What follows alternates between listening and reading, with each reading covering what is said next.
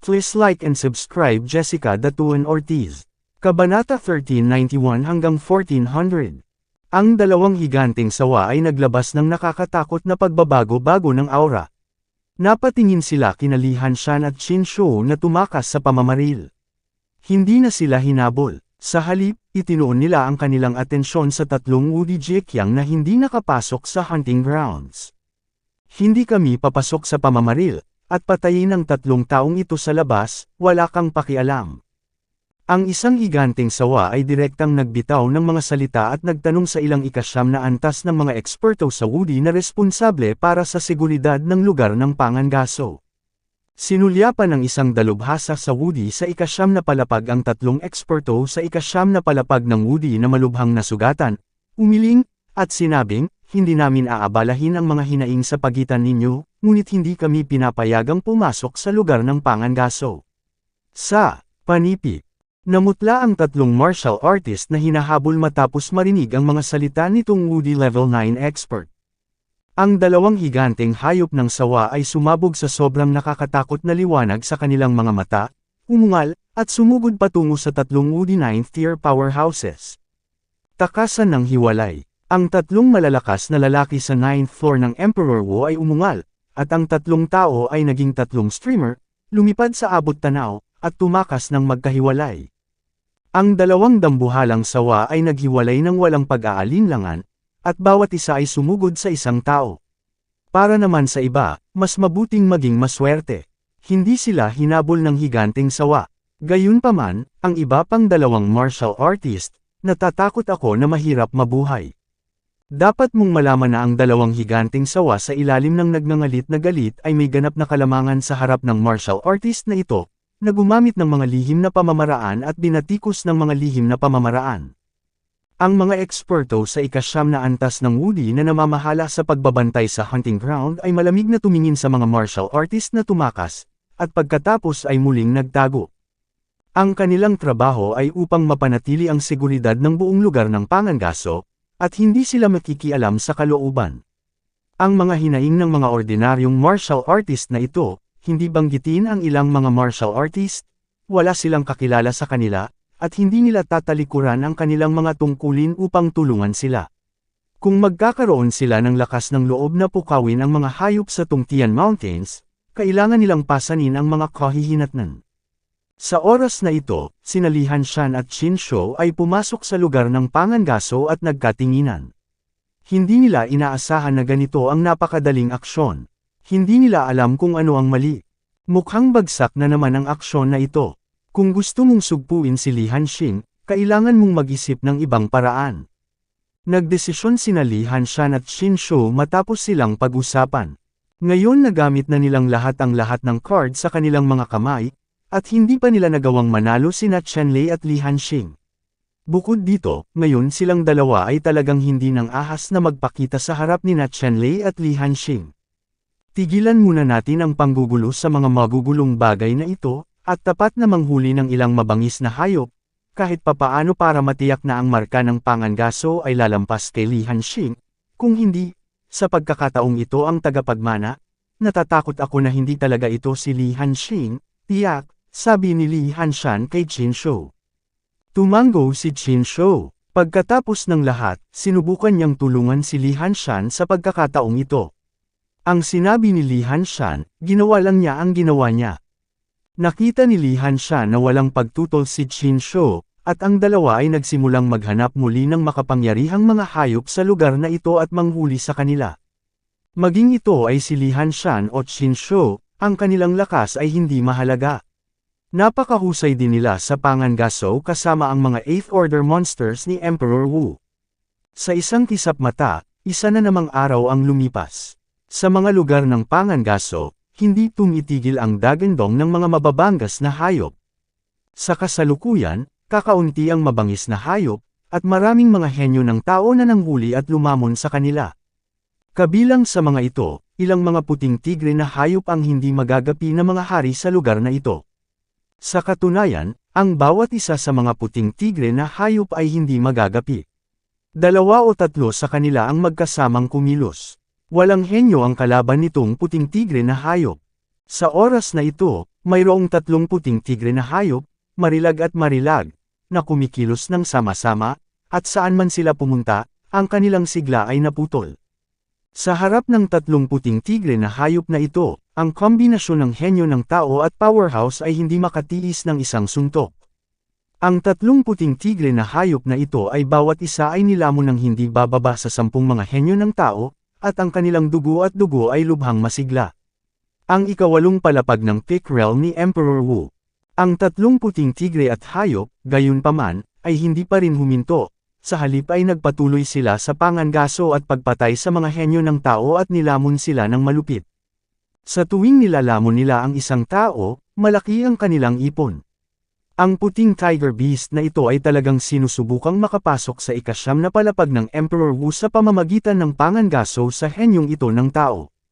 Siyempre, ito ay isang magandang pantasya lamang, ngunit habang mas nilalamon ng sangkatauhan, mas malalim ang kanilang background, at mas madali itong masira ang 9 na antas ng Emperor Wu sa hinaharap, ngunit ito ay isang hindi mapag-aalinlangan ng katotohanan, at ito ang 3 puting tigre. Patuloy na hinahabol ng mga hayop ang pinakamalaking motibasyon ng sangkatauhan. 3 puting tigre na hayop, bawat isa ay napakalakas. Ang buhok sa kanyang katawan ay balingkinitan at maalikabok, maputi, kumikinang na parang platinum, parang 3 metal na nilalang nagawa sa platinum. At ang 3 puting tigre na hayop na ito, sa sandaling ito, ay tila nagpapatrolya sa kanilang sariling teritoryo, naghahanap ng sikat na lahi ng tao. Umuungol, biglang kumislap ang puting tigre at hayop na may 2 malamig na ilaw at tumingin sa isang direksyon. Sa direksyong iyon, nagkataong may ilang celebrity martial artists na kumikilos. Sa mga celebrity martial artist na ito, ang isa sa kanila ay nakasuot ng imperial robe, at may 3 maid sa paligid niya. Sa normal na kalagayan, lahat ng malalakas na manlalaro na lumalahok sa pamamaril ay pinapayagan lamang na magdala ng isang katulong. Gayunpaman, pagkatapos pumasok sa arena ng pangangaso, maaari kang bumuo ng isang koponan ayon sa gusto mo. Halimbawa, sina Chen Lei, Li Hanxing at Lan Ziqiong ay bumuo ng isang pangkat ng 3. Ganoon din ang lalaking ito na nakasuot ng imperial na damit. Kung nagkataon, may nakilala siyang magagandang tao. Walang kompetisyon sa pagitan nila. Kaya naman, nagtutulungan silang manghuli. Siyempre, ang pangunahing dahilan ay ang lalaking ito na nakasuot ng maharlikang damit ay ang pangalawang prinsipe ng madilim na asol na kaharian. Ang prinsipe na ito ay may mataas na reputasyon at boses sa Dark Blue na imperyo, at may mataas na pag-asa na mamanahin ang emperador ng Dark Blue na imperyo. Sa ilalim ng gayong mga kalagayan, natural na magkakaroon ng maraming disipulo na nagkagusto sa pangalawang prinsipe, na nag-iisip na makasama sa pangalawang prinsipe.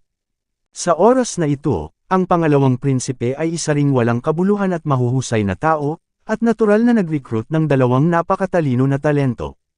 Sa kasalukuyan, silang 4 ay magkasamang kumilos, at ang 6 ay napakayaman din.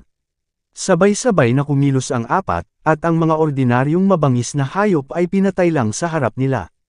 Sa oras na ito, natuklasan din ng pangkat ng pangalawang prinsipe at ng iba pa ang 3 puting tigre na ito, lahat ay nagpapakita ng pagtataka.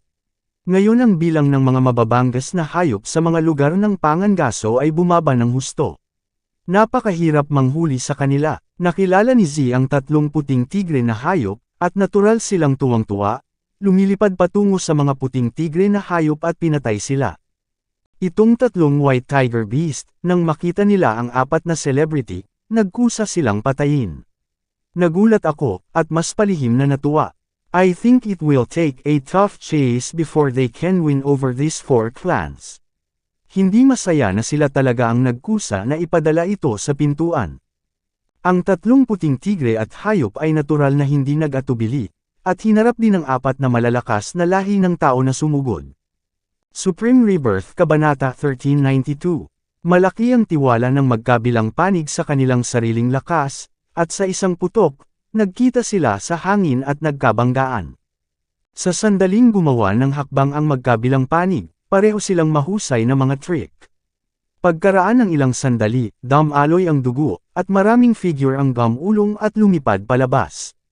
Ang isa sa kanila ay direktang nabasag sa hangin at naging hindi mabilang na mga piraso. Ang martial artist na ito ang direktang naputol ng isa sa mga kuko ng puting tigre. Ilang iba pang mga tao ang lumipad ng patiwarik, ang kanilang mga sugat ay kitang-kita at umaagos ang dugo. At ang tatlong puting tigre ay mayroon ding ilang galos sa kanilang katawan, ngunit kung ikukumpara sa sangkatauhan na pinaghiwa-hiwalay, masasabing nakakakiliti ang mga sugat sa tatlong puting tigre. Tatlong puting tigre at hayop, na may malungkot na mga mata, umaagos at kahangahangang malalaking platinum na katawan, na may napakalaking momentum, hakbang-hakbang, ay dahan-daang lumakad patungo sa pangalawang prinsipe at sa tatlo pa. Boom! Ang tatlong puting tigre ay mabigat at nakakatakot. Sa bawat hakbang, niyugyug nila ang mga bundok, nag-iiwan ng mga hanay ng malalaking bakas sa matigas na mabatong lupa. Sa sandaling ito, naramdaman lamang ng pangalawang prinsipe ang sigla sa kanyang katawan, at ang sakit ay parang saksak ng kutsilyo. Malinaw na ang lakas ng tatlong puting tigre na ito ay higit pa sa kanyang inaasahan. Malabo, ang pangalawang prinsipe ay hindi kumilos ng agresibo at nagpasya na agad na tumakas. Ang tatlong puting tigre na ito ay masyadong malakas para harapin nila. Ayon sa naisip ng pangalawang prinsipe, walang sinuman sa lugar ng Pangangaso na ito ang magiging kalaban ng tatlong puting tigre at hayop na ito. Sa utos ng pangalawang prinsipe, tumalikod ang tatlo at lumipad palayo. Sa oras na ito, tumakas ang tatlo sa tatlong direksyon, at ang tatlong puting tigre ay natural na naging tatlong puting ilaw at hinabol sila. Sa sandaling ito, ang pangalawang prinsipe ay bumaril ng napakabilis, at ang buong tao ay halos naging isang asol na ilaw, ngunit kahit na ganoon, nararamdaman pa rin niya ang gilid ng likod sa lahat ng oras, at ang nakakatusok na sakit sa likod. Ito ay nagpapakita na siya ay mahigpit na ikinandado sa air machine ng puting tigre na hayop, at posibleng magkaroon siya ng gulo anumang oras.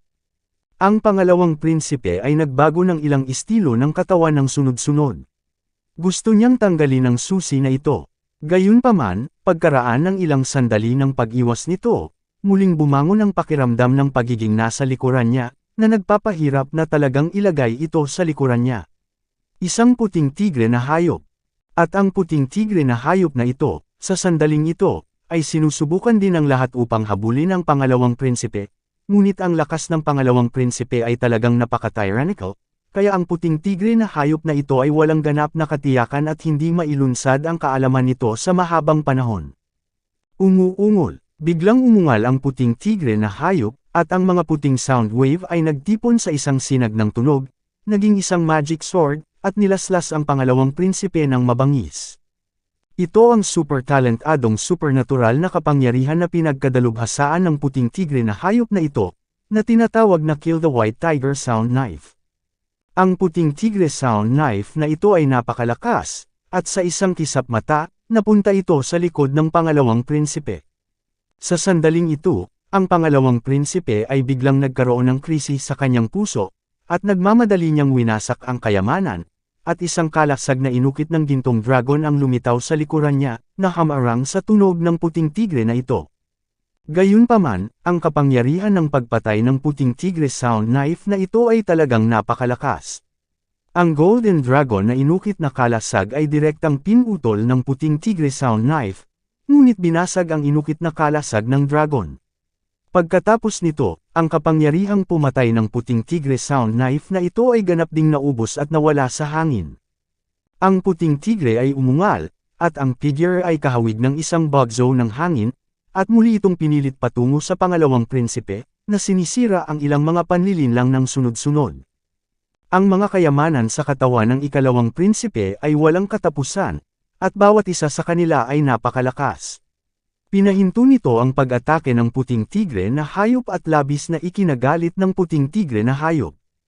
Umuungol. Sa wakas, ang White Tiger Fierce Beast ay muling binasag ang isang puting tigre sound knife kill. Sa pagkakataong ito, pagkatapos patayin ng White Tiger sound knife ang treasure seal na winasak ng pangalawang prinsipe, ang natitirang mga hibla ng sword shi, direktang dumaan sa kanyang mga balikat, ang damit ng pangalawang prinsipe ay agad na nabahiran ng dugo. Nasasaktan ang pangalawang prinsipe, ngunit hindi siya nang ahas na manatili kahit kaunti. Napakalakas ng puting tigre na ito. Kung magdahan-dahan siya saglit, tiyak na mapapatay siya ng puting tigre na ito. Ang sandali ngayon ay masasabing pinakamapanganib na panahon para sa pangalawang prinsipe. Nagmamadaling hinabol siya ng puting tigre na hayop, at paminsan-minsan ay inaatake nito ang puting tigre sound knife upang patayin, o iba pang mahuhusay na supernatural na kapangyarihan, na naging dahilan upang ang pangalawang prinsipe ay nasugatan, mas mabagal, at unti-unting nahulog sa isang desperado na sitwasyon. Sa sandaling ito, desperado na ang pangalawang prinsipe, halos gustong bumalik at labanan ng husto ang puting tigre, ngunit naunawaan ng pangalawang prinsipe sa kanyang puso na tiyak na hindi niya kayang labanan ang puting tigre na ito. Ang resulta ay walang iba kundi isang walang kailangang pagkawala ng buhay.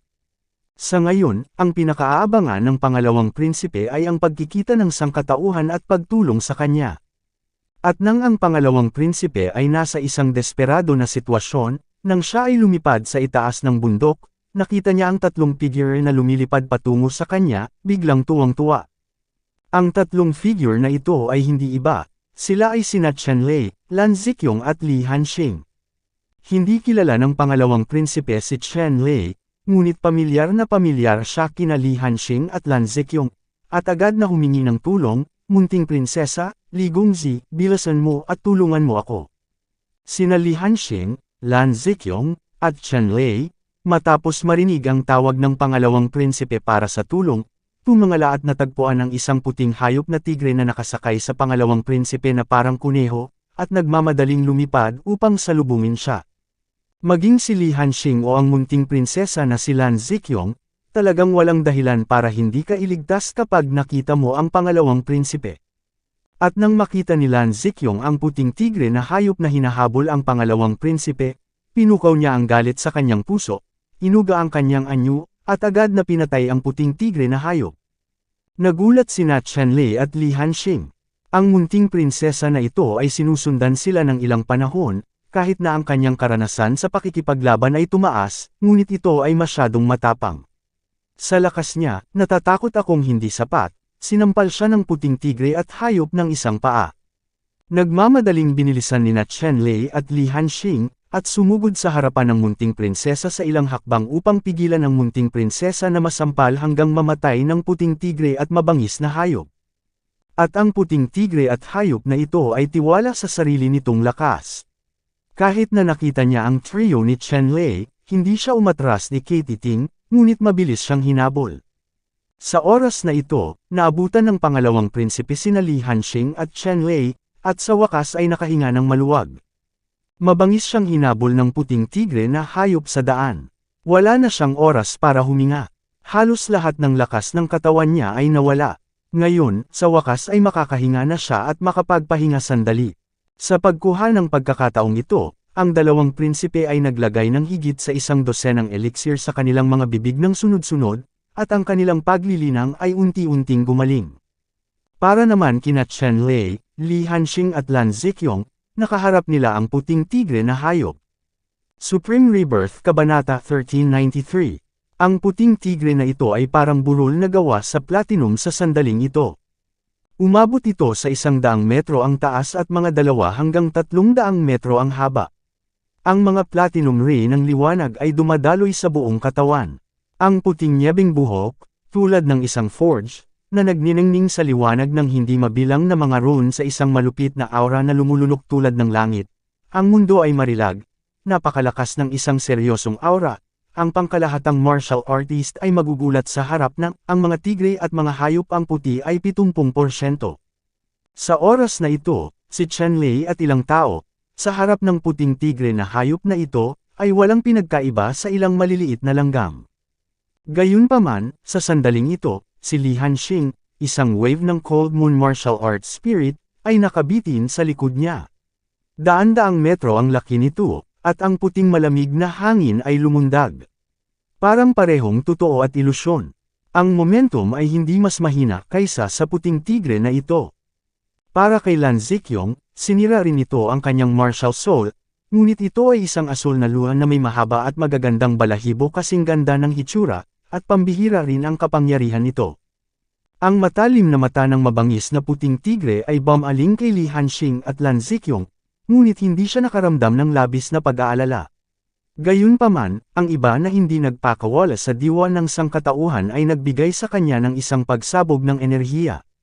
Isang mapanganib na pakiramdam, na likas na sinabi sa kanya na ang celebrity na ito ay napakahirap pukawin. Ang pakiramdam na ito ay nagpagulo sa puting tigre na hayop na ito. Sa pagkakaalam, ang pinakamakapangyarihang lahi ng tao ay K1, at ang lahi ng tao na ito na nagbibigay sa kanya ng pakiramdam ng panganib ay wala nito. Sa sandaling ilabas niya ang kanyang martial soul, hindi niya talaga alam kung saan nanggaling ang pakiramdam ng panganib na ito. Ang puting tiger beast na ito ay tumingin kina Li Hanxing, Chen Lei at iba pa, at sa wakas ay nagpa siya na gawin ito. Bagamat binigyan siya ni Chen Lei ng pakiramdam ng panganib, mas may tiwala siya sa sarili niyang lakas at naniniwalang mangyayari ito, may kakayahang durugan ang mga celebrity na ito at lamunin sila. Umuungol, sa pag-iisip nito, ang puting tigre na hayop na ito, ay hindi na nag-alinlangan, at umungal ng diretso sa langit. Pagkaraan ng ilang sandali, ang mga puting sound wave ay naging 4 na puting tigre sound killing knives, at inatake sina Chen Lei, Li Hanxing, at Lan Zi. Si Joan at ang pangalawang prinsipe ay 4 na taong gulang. Ang mabangis na puting tigre na ito ay napakalaki kaya nang ahas itong harapin si Chen Lei at ang 4 pa na may sariling lakas. Biglang nagalit si Li Hanxing, at ang Hanyu martial spirit sa likod niya ay dahan-daang lumingon, at isang puting ulap ng umaagos na malamig na hangin ang agad na tinakpan ng tunog ng puting tigre na pumapatay ng kutsilyong yelo na umaatake sa kanya gamit ang yelo. At binasag ni Lan Zikyong ang sarili niyang Qinglu martial arts, at gumawa din ng malakas na tunog sa mga ulap, dahan-daang pumutok ang kanyang mga pakpak, at lumipad ang isang asul na liwanag, na lumalaban sa paglaslas at pagpatay na ito. Dumating si Bai Haiyan upang patayin ang espada. Hinarap ni Chen Lei ang Bai Haiyan killing knife na umaatake sa kanya, ngunit direktang itinaas niya ang kanyang kamao at tinamaan ang mahalagang Bai Haiyan killing knife na ito. Tulad ng para sa pangalawang prinsipe, ang paglilinang ay hindi pa ganap na nakabawi sa oras na ito, at ang martial soul ay malubhang napinsala din, kaya't kailangan niyang sirain ang kayamanan, na nakabitin sa kanyang harapan, sa puting tigre na ito na nakapatay na kutsilyo. Sa huli, ang White Tiger Sound Killing Knife na ginawa ng White Tiger Beast ay nahuli ng 4 ni Chen Lei. Ang puting tigre ay umungal, ngunit hindi niya inaasahan na ang kanyang sariling kaalaman ay pumatay ng sinuman. Nagalit at nagalit ito sa kanya. Ang malaking puting gintong Tiger Claw ay kumaway sa hangin, gumawa ng ilang mga stroke, bakas ng liwanag na putok patungo sa grupo ng mga tao ni Chen Lei ng mabangis. Ang hangin na tumakas mula sa mga kuko ng tigre na ito ay agad na tumawid sa malaking bundok sa likod ni Chen Lei at ng iba pa. Ang malaking bundok na ito ay direktang naputol sa 5 piraso ng hangin. Ang malaking katawan ng bundok ay dahan-daang dumulas, mga pagguho ng lupa at mga bato ay nagbitak, at ang tanawin ay nakakatakot. Sa oras na ito, sina Chen Lei, Li Hanxing, at Lan Zikyong ay gumamit ng kani-kanilang pamamaraan upang sirain ang pamamaraan at hinarap ang mga higanting kuko na nakuhanan ng larawan ng puting tigre na hayop na ito. Ang walang katapusang sinag ng liwanag ay kumislap, na sinundan ng isang malakas na dagandong tulad ng earth-shattering Jinshi, hindi mabilang ang biglang kumalat sa paligid, lahat ng mga bagay na naapektuhan ni Jinshi ay lahat sa isang iglap, pulbus, kaluskos at pagkahulog. Sa sandaling ito, sina Li Hanxing at Lan Zikyong, ang kanilang mga mukha ay puti lahat, ay nagluwa ng malaking subaw ng dugo. Sa pakikipaglaban sa White Tiger Fierce Beast, pareho silang nabigla sa kanilang mga panloob na organo sa napakalaking momentum na dala ng higanteng mga kuko ng White Tiger, at ang mga pinsala ay hindi magaan. Maging si Lan Zikyong o si Li Hanxing, pareho silang namumukod-tangi sa mga henyo ng tao. Gayunpaman, ang kanilang oras ng paglilinang ay masyadong maikli, at katatapos lang nilang makapasok sa ika-8 antas ng Emperor Wu. Ang isang cultivation base na wala pang 2 yu, sa ilalim ng ganoong mga pangyayari, ay nagawang lumaban sa White Tiger Beast sa ika-8 palapag ng tuktok ni Emperor Wu, na may kaunting pinsala lamang, ay sapat na upang ipagmalaki. Sa suntok na ito, hindi lamang umatras si Chen Lei, ngunit sa halip ay naitaboy ang White Tiger Beast ng 12-12 hakbang, bawat hakbang ay lumulubog ng malalim sa bundok, na nag-iiwan ng malaking bakas ng paa na may lalim na 10-10 metro. Sa sandaling ito, nanlaki ang mga mata ni Baihu Fierce Beast at hindi makapaniwalang tumingin kay Chen Lei. Nanginginig pa rin ang mga kuko na nakabangga kay Chen Lei, at may matinding sakit, kahit isa sa kanila ay kakilakilabot. Ang matatalas na kuko ni Bish Engine ay puno ng mga bitek, halos mabali. Gayunpaman, ang kamao ni Chen Lei ay hindi sumakit ni Katie Ting, at walang lugar upang mabali ang balat. Sa sandaling ito, ang mga puting tigre at hayop na ito ay hindi makapaniwala sa tagpong ito. Iyan ay hindi makatwiran. Dapat mong malaman na ang pisikal na lakas ng puting tigre na hayop ay maihahambing sa ginintoang immortal, at ang mga kuko nito ay ang kanilang pinakamatulas na sandata. Gayunpaman, bumaba siya gamit ang kanyang buong kuko at talagang inihambing sa lahi ng tao. Tao pa rin ito, ang Kan. Sa sandaling ito, naramdaman ng mga White Tiger at Beast na maaaring ito ay isang tunay na dragon sa balat ng tao. Saan maaaring maging napakalakas at walang kamatayan ng isang ordinaryong sangkatauhan? Hindi maintindihan ng mga puting tigre at hayop. Sa oras na ito, pagkatapos magsanay ni Chen Lei ng Four Saints Refining Dew, ang kanyang katawan ay nagiging mas malakas araw-araw, tulad ng isang gintong supremo na libu-libong beses ng pinakialaman. Sinasabing ang mundo ay walang cap-oras. Sa oras na ito, hindi binigyan ni Chen Lei ng masyadong mahabang panahon ng puting tigre na hayop para matigilan. Tulad ng isang tunay na dragon sa anyo ng tao, siya ay tumalon sa hangin. Ang tunay na dragon ay inalog ang kanyang buntot, at kinuha siya sa isang paa. Isang napakasakit na presyon ang tumagos sa ulo ni Baihu, at nagkaroon ng matalim at nakakatusok na tunog sa hangin. Ang paa na ito ay natangay sa isang kisap mata. Ang puting tigre beast ay walang oras para umiwas, kaya lang nagkaroon siya ng oras upang itaas ang kanyang mga kuko ng tigre, hinarangan ito mula sa gilid ng kanyang ulo, at marahas na nabangga ang nagwawalis na binti ni Chen Lei. Hay! Isang tunog na parang hampas ng bakal ang tumunog, at ang nakapaligid na hangin ay gumawa ng paghiging at panginginig ng boses, at ang sumasabog na mga alon ng hangin ay nagpatuloy ng sunod-sunod. Ang White Tiger Fierce Beast ay naramdaman lamang ng isang walang katulad na makapangyarihang kapangyarihan na dumarating.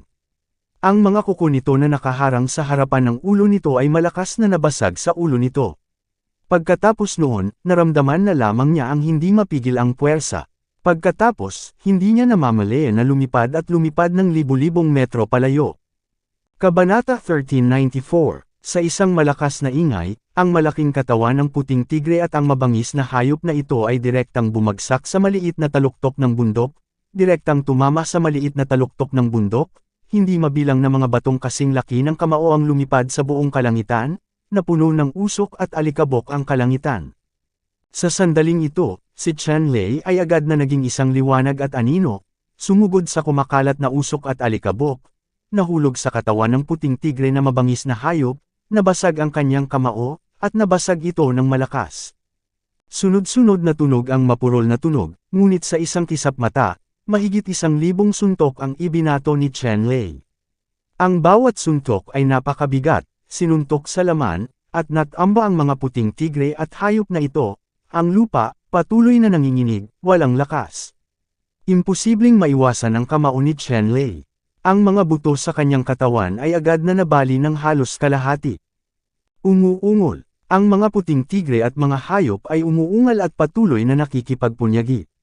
Agad na dinurog ng napakalaking puwersa ang bundok sa ilalim nila. Maraming malalaking bato na tumitimbang ng daan-daang milyong katais ang patuloy na gamulong pababa. Nakakaloka ang eksena, parang pagkalipol ng mundo. Ang puting Tiger Beast ay sumambulat na may walang katapusang kapangyarihan, ang puting liwanag sa ibabaw ng katawan ay halos naging puting apoy, dalawang malaparol na mga mata ang nakadilat, dalawang eyeballs ay halos lumipad mula sa mga butas ng mata, namumula ang dugo, walang kakilakilabot, halos sa pilitang ilabas nito, buong potensyal, gustong itapon si Chen Lei sa kanyang likuran. Kaya lang, sa mga oras na ito, halos itatadyakan ni Chen Lei ang kanyang mga paa, hinawakan ng isang kamay ang mahabang mane sa pagitan ng leeg ng puting tigre, at iwagayway ang isang kamay ng mabangis. Tulad ng isang magic hammer, sunod-sunod niyang hinampas ang puting tigre sa itaas ng ulo nito. Ang napakalaking puwersa ay dumurog sa ulo ng White Tiger Beast ng malalim sa lupa, na iniwan lamang ang kalahati ng katawan nito na nakalantad, na patuloy na kumikibot. At ang malaking puwersang iyon ay bumaril patungo sa ulo ng puting tigre, halos madurog ang utak nito. Sa oras na ito, ang puting tigre na hayop, ang 7 butas ay dumudugo, ang bungo ay nabasag, mas maraming hininga ang na-injected, at ang hininga ay nabawasan, halos biglaan.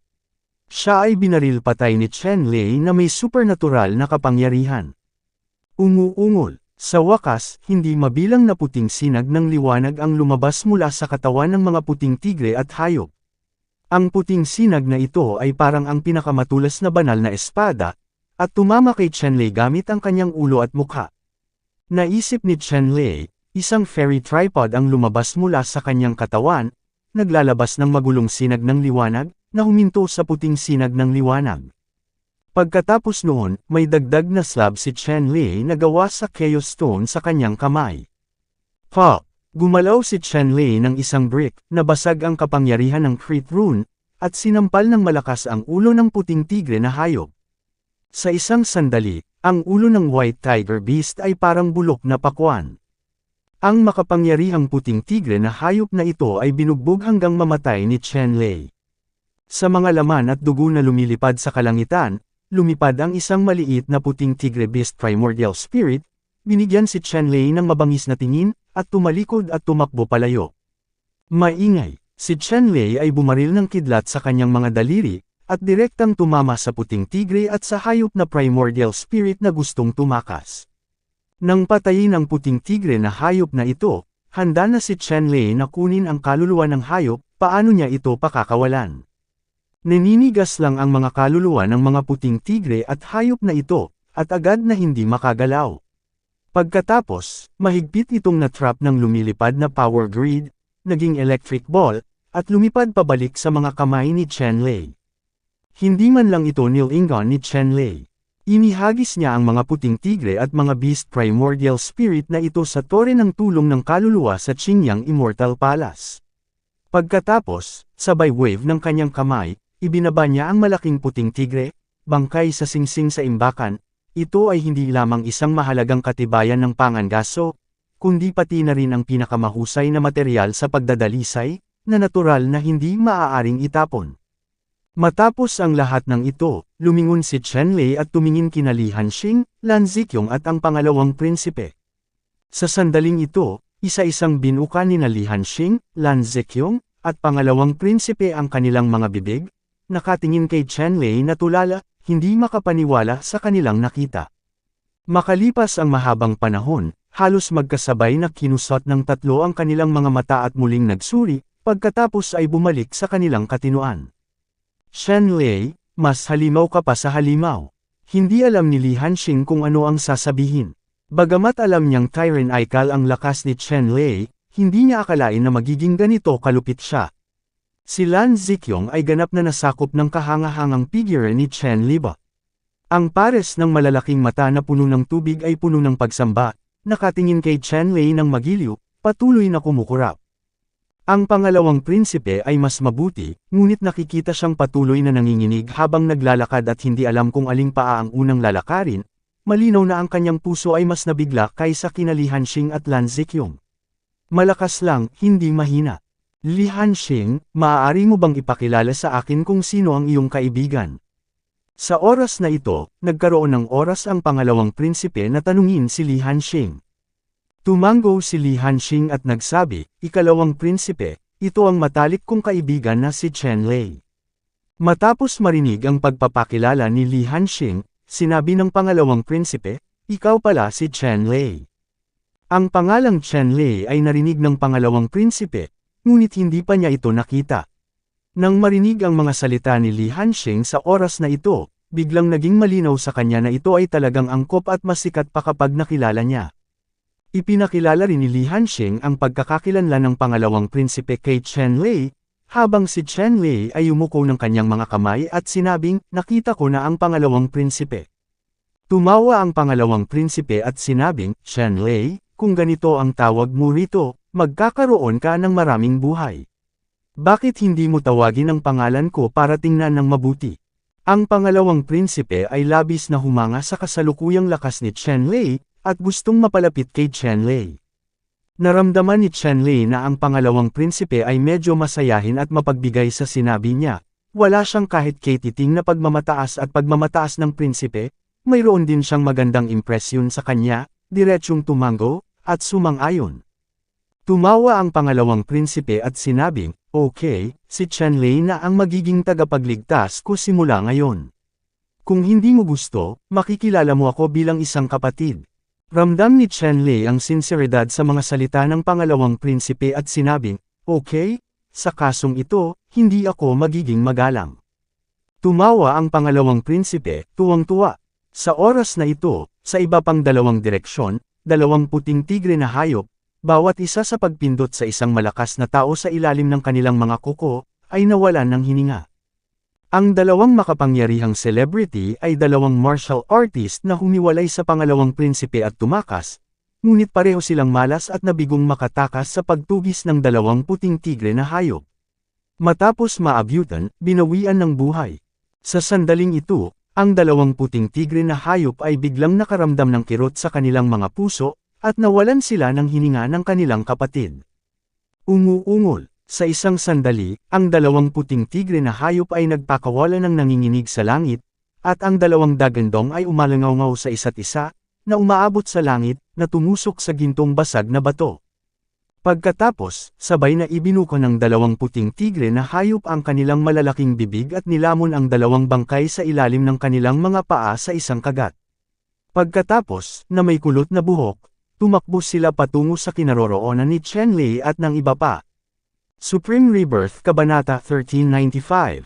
Ang dalawang puting tigre beast ay konektado sa isa pang puting tigre beast matapos patayin ni Chenlei ang puting tigre na hayop na ito, ang dalawa pang puting tigre na hayop ay agad na naramdaman.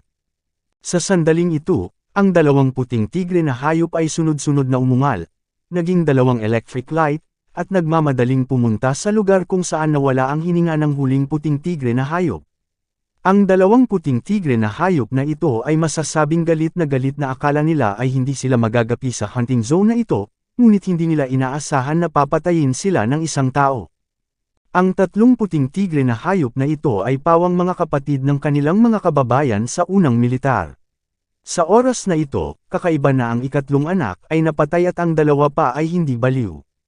Bilang karagdagan, narinig ni Chenlei, Li Hanxing, Lan Zeqiong, at ang pangalawang prinsipe ang dagandong ng tigre na tumagos sa kalangitan, ngunit hindi kaagad umalis, ngunit naghintay sa lugar kung saan dumating ang dalawang puting tigre na hayop. Halos wala pang kalahating patpat ng insenso, dalawang malalaking hayop, na may dalang malakas na bugzo ng hangin, ang sumugod sa harapan ni Chenlei at ng iba pa. Ang buhok ng dalawang puting tigre na hayop ay nakatayo ng tuwid sa oras na ito, tulad ng dalawang tinek na may sumasabog na buhok. Ang kanilang mga mata ay na-spray ng apoy ng puot, nakatitig kay Chenlei at sa iba pa. Lahi ng tao, pinatay mo ba ang kapatid ko? Dalawang puting tigre at hayop, na may mabangis na mga mata at mapang-akit na salita, ay sumigaw kay Chenlei at sa iba pa. Oo, eksakto, masayang sagot ni Chenlei. Umuungol, naghahanap ng kamatayan. Nang marinig ang sagot ni Chenlei, ang dalawang puting tigre na hayop ay umungol sa kalangitan, at pagkatapos ay nagmamadaling lumipad patungo kina Chenlei at Li Hanxing. Si Li Hanxing, Lan Zeqiong, at ang pangalawang prinsipe ay bumuo ng isang koponan at pinigilan ng isang puting tigre na paparating, habang si Chenlei ay humarap sa isa pang puting tigre na hayop, at ang dalawang panig ay nag-away ng mabangis sa isang iglap. Kasabay nito, ang lugar na ito ay nabasag sa mga piraso, na nagiging isang piraso ng pulang lupa, at ito ay wala na doon. Si Chenlei mismo, na nakikitungo sa puting tigre na hayop, ang dating puting tigre na hayop ay hindi niya kalaban, at ang isang ito ay hindi rin magaling. Bagamat ang puting tigre na hayop na ito ay mas malakas kaysa sa nauna, hindi pa rin ito sapat upang tumingin sa harap ni Chenlei.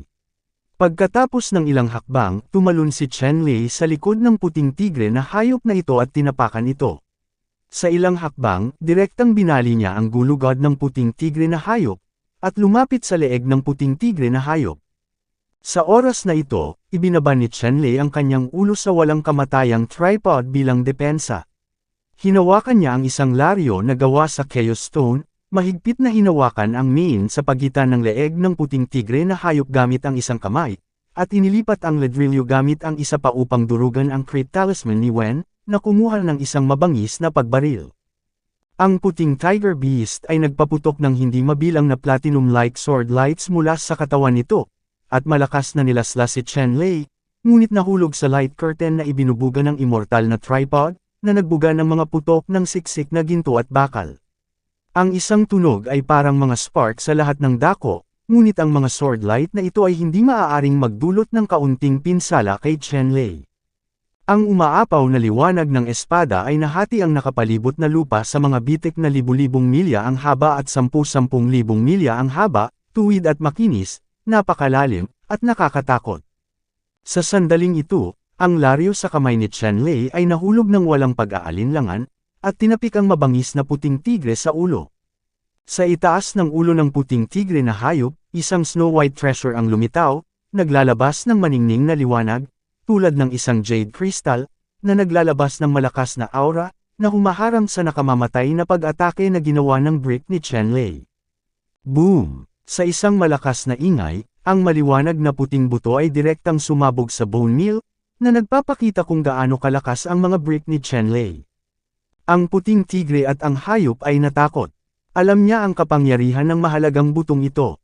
Nadurog si Chen Lei ng laryo. Kung ang ladrilyo na ito ay nahulog sa kanyang ulo, natatakot ako na ang kanyang ulo ay madudurog kaysa sa kayamanan na ito. Umuungol. Ang puting tigre na hayop ay ganap na natakot, nagpakawala ng isang malaking dagandong, at sumabog ang buong potensyal nito. Ang katawan ay tumataas na may masaganang platinum light at nagiging platinum na apoy.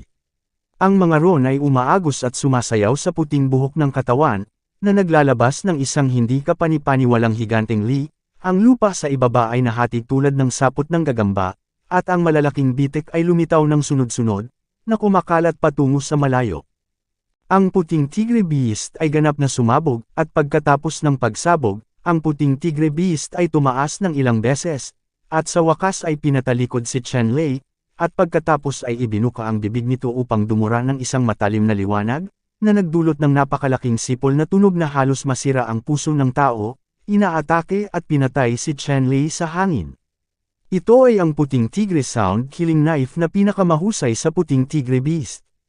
Si Chen Lei ay nasa himpapawid, naglalabas ng isang dakot na puti gaya ng nyebe, walang alikabok na mane. Lumipad ang hugis ng katawan upang salubungin ang puting tigre na ito na nakapatay na kutsilyo, pinisil ng mga kamay ang marka ng bundok, isang mabigat na selyo ang tumama sa Baihayan Killing Knife, at direkta dinurog ang Baihayan Killing Knife sa Pak, at ang buong tao ay parang electric light, at muling sumugod sa Baihayan Beast. Sa oras na ito, si Chen Lei ay sobrang matapang at ligaw. Kung ikukumpara sa mga puting tigre at hayop, mas mabangis pa siya. Siya ay mapurol, nakakuyom ang kanyang mga kamao sa laman, mahigpit na nakakuyom ang kanyang mga kamao, gumagalaw at umaatake, sa hindi inaasahang pagkakataon ay nakilala siya sa kanyang bangis. Ang mga White Tiger at Divine Beast ay nakaramdam ng takot. Sa oras na ito, si Chen Lei ay naglaro ng higit at mas maayos, at ang kanyang malupit na pisikal na lakas sa wakas ay ganap na naglaro. Sinamantala niya ang pagkakataon, tumalikod muli, at humakbang sa likod ng puting tigre at hayop. Sa sandaling ito, ang buntot ng puting tigre na hayop ay nakabalot sa isang layer ng malaplatinum na apoy, at ang mga ron sa loob ay lumipad palabas, naglalabas ng nakakatakot at malakas na aura, tulad ng isang banal na letigo, na nakaharap sa mabangis na likod ni Chen Lei. Hindi, nagkaroon ng malakas na tunog ng kulog sa kawalan. Ang parang letigo na buntot ng tigre ay direktang binasag ang kawalan. Ang platinum beam ay tumagos sa kawalan at dumiretso sa mukha ni Chen Lei. Nakakatakot na pamimilit at sorpresa. Sa sandaling ito, ang braso ni Chen Lei ay lumundag din ng liwanag ng espada, at iniunat niya ang kanyang kamay upang pigilan ang hinugot na letigo. Ito ang paraan ni Chen Lei ng pagsira sa katawan ng Divine Sword, ngunit hindi lahat ng ito ay nagiging katawan ng Divine Sword, ngunit bahagi lamang ng braso ang nagiging Divine Sword. Nagkaroon ng clang. Mahirap, gupiton lamang ang buntot na hinayla ng White Tiger Beast sa dalawang bahagi. Umuungol. Naputol ang buntot nito sa kalahati, At ang puting tigre ay malakas na nagpakawala ng nakakatakot na dagandong sa sakit. Sa sandaling ito, biglang itinaas ni Chenlei ang kanyang paa, at pagkatapos ay bigla itong natapakan. Halos maduraj ng paa na ito ang isang malaking bundok.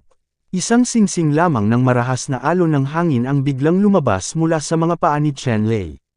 Ang buhok sa likod ng puting tigre na hayop ay nawasak at lumipad sa lahat ng direksyon.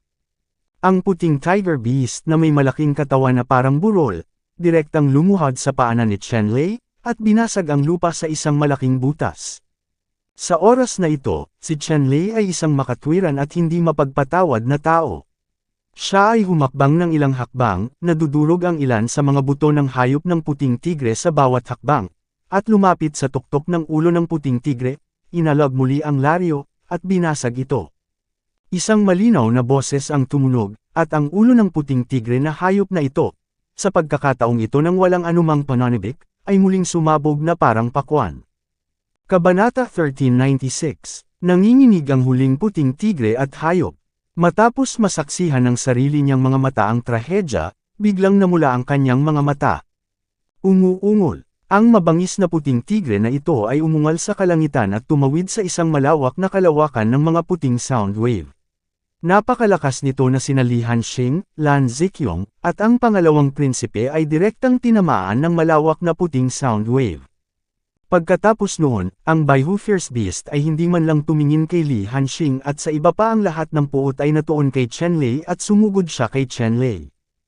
Hinarap ni Chenlei ang puting tigre na hayop na ito, nang walang kaunting pag-urong, at nakipag-away sa puting tigre na hayop na ito.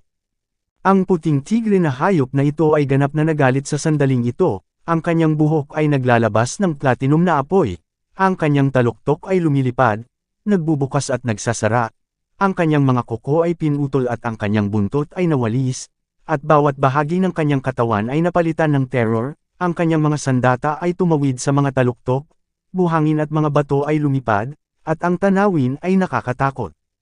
Gayunpaman, hindi natakot si Chenlei. Siya ay umatake at nakipaglaban ng husto, tunay na nagpapakita ng kanyang hindi magagapi na pisikal na lakas, at nakipaglaban ng mabangis sa puting tigre at sa huling halimaw. Ang huling puting tigre na hayop ay mas malakas kaysa sa iba pang dalawang hayop, at si Chenlei ay nakipaglaban ng libu-libong mga galaw bago paikop ni Chenlei, at direktang binaril. Humph! Matapos patayin ang huling puting tigre na hayop at isara ang kaluluwa nito, ang katawan ni Chenlei ay puno ng makapal na puting ambon, naglalabas ng mataas na temperatura, ngunit hindi mabilang na butil ng pawis ang agad na nagbago ng kanyang ugali sa sandaling ito. At halos maubos ang tibay ni Chenlei, maging ang kanyang paghinga ay naging mabigat. Sa huli, kinailangan ni Chenlei na umupo at magsimulang sirain ang Qinglong Rejuvenation Art para makabawi. Sa katunayan, pagkatapos magsanay ni Chenlei ang kumpletong Four Saints Refining Secret Art, ang Four Saints Refining Secrets na ito ay patuloy na tumatakbo ng nakapag-iisa sa kanyang katawan, ngunit sa pagkakataong ito, ang pagpatay sa puting tigre na ito ay kumonsumo ng labis na enerhiya. Sa makatuwid, dapat ding magkusa si Chenlei na sirain ang Qinglong Rejuvenation Art, upang mapabilis ang paggaling.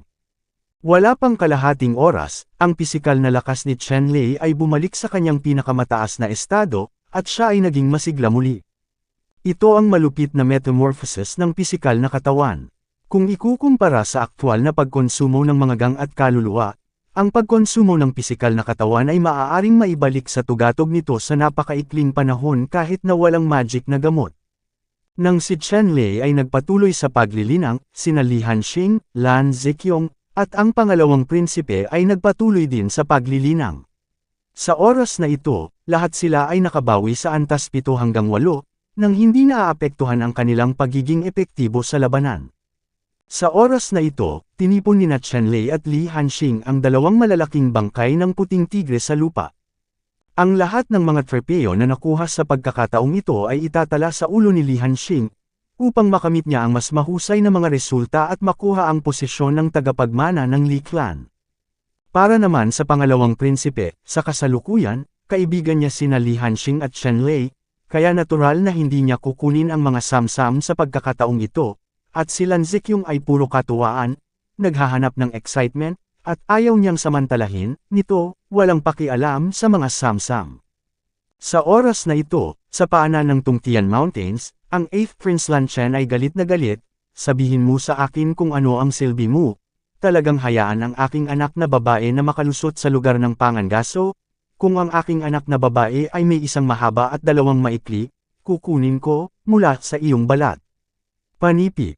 Sa harap ng ika-8 Prinsipe Lan Chen, may ilang mga katulong at general na nakaluhod.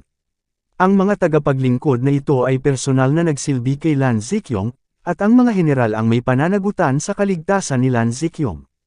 Ang mga tao, talagang hindi pinansin si Lan Ziqiong, hinayaan siyang pumuslit sa lugar ng pangangaso, hindi nakakagulat na magagalit ang 8th Prince sa ganitong paraan.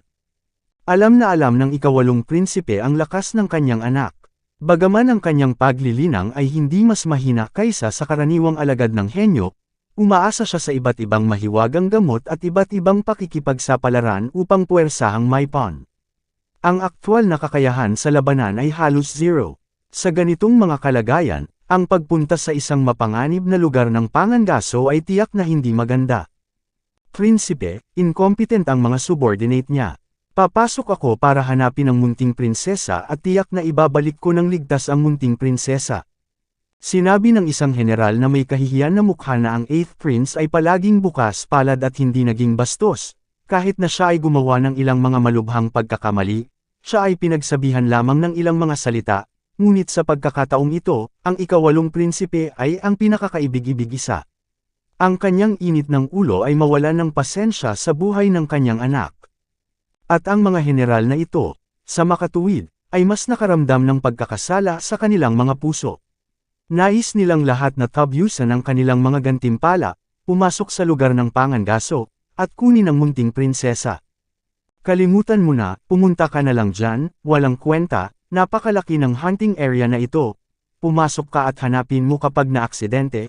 Natatakot akong lumabas na ito sa oras na ito, eto na, ay. Tingnan natin kung paano siya kumilos sa pagkakataong ito. Panipik. Nagpakawala ng mahabang buntong hininga ang ika-8 Prinsipe, at hindi pinapasok ang mga general sa lugar ng pangangaso upang hanapin sila. Ang dahilan kung bakit pinigilan ng 8 Prinsipe ang mga taong ito na hanapin sila ay hindi dahil sa wala silang pakialam sa kanilang anak, kundi dahil alam nilang walang mali sa kanilang anak. Ang Nagel iligtas buhay na kayamanan sa katawan ng kanyang anak na babae ay hindi rin nagpakita ng mga palatandaan ng pagpukaw sa lahat ng mga pangyayari. Ang kanyang anak na babae ay nasa lugar ng pangangaso at maayos pa rin. Siyempre, sa zone ng pangangaso na ito, hindi maiiwasan ang takot, ngunit ito ay isang aral para sa kanya, kung hindi, ang batang babae na ito ay magiging mas matapang na gawin ang lahat, talagang huli na upang makawala sa sakuna. Sa oras na ito, sa lugar ng pangangaso, nagpasya sina Chen Lei, Li Hanxing, Lan Ziqiong at ang ika-2 Prinsipe na kumilos ng magkasama. Sa kasalukuyan, may 2 araw na lamang bago matapos ang pamamaril.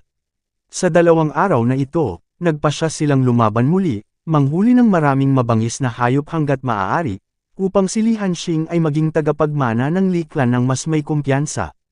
Maraming tao ang naggalugad sa daan at nakilala ang maraming disipulo mula sa mga marangal na pamilya. Gayunpaman, ang parehong partido ay pumasa ng walang gaanong komunikasyon. Sa lugar na ito ng pangangaso, karamihan sa kanila ay nakikipagkompetensya sa isa't isa, kaya mahirap makipag-usap ng maayos ng magkasama. Mayroong ilang mga lalaki na may malalim na hinaing sa isa't isa, at magiging maganda kung makapagtiis sa isa't isa ng hindi kumikilos. Umuungol. Biglang, isang malaking dagandong ang yumanig sa kalangitan at tumunog sa harap ni Chen Lei at ng iba pa. Well, sinong halimaw ito? Sa pamamagitan lamang ng pag-ungol, malalaman natin na ang halimaw na ito ay dapat magkaroon ng isang malakas na pag-uugali sa paglilinang. Si Chen Lei at ang iba pa ay gumalaw sa kanilang mga puso at sumugod patungo sa halimaw, sinundan ang tunog. Sa kasalukuyan ang bilang ng mga mabangis na hayop sa lugar na ito ay bumaba ng husto. Kung gusto nilang manghuli ng mabangis na hayop, kailangan nilang samantalahin ang pagkakataon.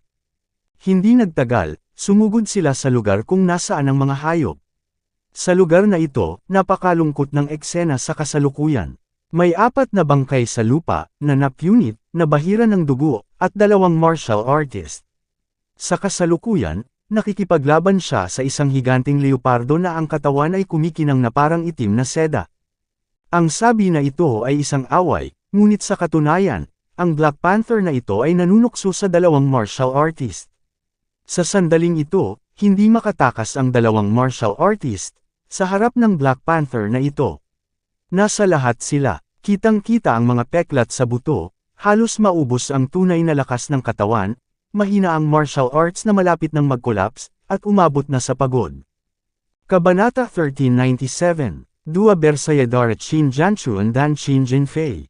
Nakita ni Li Hanxing sa isang sulyap na ang isa sa mga disipulong nakulong ng Black Panther Beast ay isang henyong disipulo mula sa Wushen Hufu, na tinatawag na Qin Janchuan, at isa pang disipulo, mula rin sa Wushen Hufu, ay tinawag na Qin Jinfei. Si Pan Geren Ikalawa at Lan Zikyong ay nakilala din ang 2 Bersayadara Qin Janchuan at Qin Jinfei. Sa oras na ito, ang 2 magkapatid ay halos nasa dulo ng kanilang mga palaso, at sila ay nasa panganib na mamatay sa susunod na sandali. Hindi man lang inisip ni Lan Zikyong, at direktang dinurog ang martial soul, nagbuga ng asol na liwanag, at tumama patungo sa Panther Beast. Ang pangalawang prinsipe at si Li Hanxing ay nag-alinlangan sandali, hindi napigil ang tumawa ng mapait, umiling at direktang bumaril, inaatake ang Panther na hayop. Nang makita ng Black Panther Beast ang isa pang pag-atake, ang mga kuko nito ay bumaril na parang kidlat, at tinamaan ang magkapatid na Qin Janchuan at Qin Jinfei sa gitna ng dibdib, at binaril ang 2 magkapatid. Kung ang 2 magkapatid ay hindi parehong nakasuot ng pambihirang baluti at pinuprotektahan sila, ang 2 kuko ay maaaring nabaril ang 2 kapatid sa ambon ng dugo. Pagkatapos, ang Panther Beast ay naging itim na kidlat at inatake sina Lan Zikyong, Li Hanxing, at ang pangalawang prinsipe. Ang mga itim na Panther Beast na ito ay biglang naging 3 sa hangin, at 3 Panther Shadow ang sumugod kay Lan Zikyong, ang pangalawang prinsipe at si Li Hanxing ng sabay. 3 itim na anino na kasing bilis ng kidlat. Binati ng espiritu ng pagkawasak ni Li Hanxing ang isa't isa, at nagkita sila sa isa't isa sa isang kisap mata. Pagkaraan ng ilang sandali, ang mga espiritu ng 3 ay mabilis na lumabo na parang tinamaan ng kidlat ng sabay-sabay na lumipad, at nahulog ng husto sa lupa. At ang 3 itim na anino ay nagsanib sa isang kisap mata, nagiging isang itim na panther na hayop, dahan-daang palakad-lakad, nakatingin sa malabiktima nitong titig, dahan-dahan sa 2 prinsipe at sa 3 pa, at tuluyang nahulog kay Chen Lei. Ang 2 prinsipe, sina Li Hanxing at Lan Zikyong lahat ay nakaramdam ng matinding paninigas sa oras na ito, at halos kalahati ng kanilang lakas ay naalis. Ang itim na panther na hayop na ito ay talagang mas mabangis kaysa sa 3 puting tigre. Ang halimaw ay mas mahirap. Sa kasalukuyan, ang pangalawang prinsipe, sina Li Hanxing, at Lan Zikyong ay halos mga tupang katayin sa harap ng Black Panther na ito. Napagtanto din ni Chen Lei ang kapangyarihan ng Panther Beast bago ito, ang dahilan kung bakit kayang suportahan ng magkapatid na si Qin Janchuan ang Panther Beast na ito ay maliwanag na dahil naglalaro ang Panther Beast, nang kaharap ang pangalawang prinsipe at ang iba pa, ay ginamit ang kanilang buong lakas, at sa isang galaw, binugbog nila ang pangalawang prinsipe at ang iba pa hanggang sa sila ay kalahating baldado.